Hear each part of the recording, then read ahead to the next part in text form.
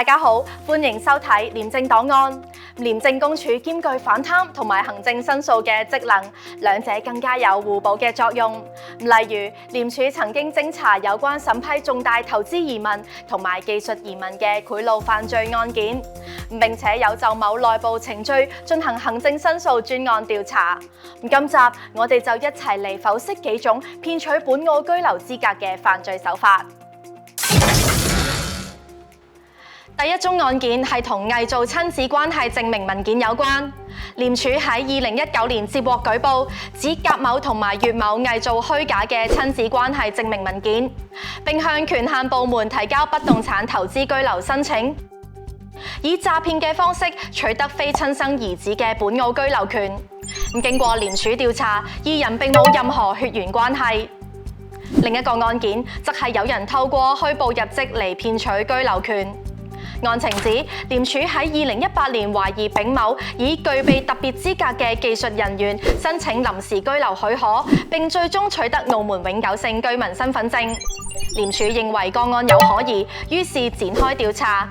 其後發現一間私人公司嘅僱主丁某為丙某簽發內容與事實不符嘅任職文件，以及指示下屬為丙某供社保以及提交報稅文件。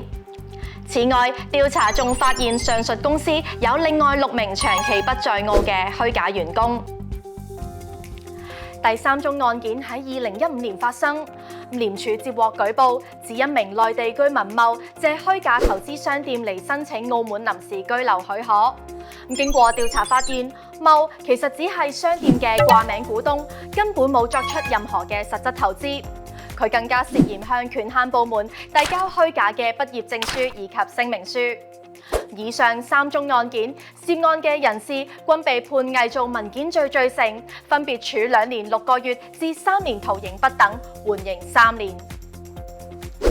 喺偵查呢啲有關審批重大投資移民同埋技術移民案件嘅時候，廉署發現除咗涉及刑事犯罪之外，仲有跡象顯示相關政策喺制度同埋實施層面上皆存在問題，所以就對相關內部程序開展咗行政申訴嘅專案調查。專案調查喺2018年完成，廉署建議當局完善法律制度、審批程序同埋建立查核機制等。2019年，廉署更加偵破咗權限部門嘅領導喺審批申請時涉嫌受賄嘅案件。由此可見，廉署兼具反貪同埋行政申訴職能，可以有效打擊貪污犯罪，並且透過行政申訴職能調查喺刑事偵查期間發現嘅行政程序漏洞，再提出改善建議，完善制度同埋行政程序。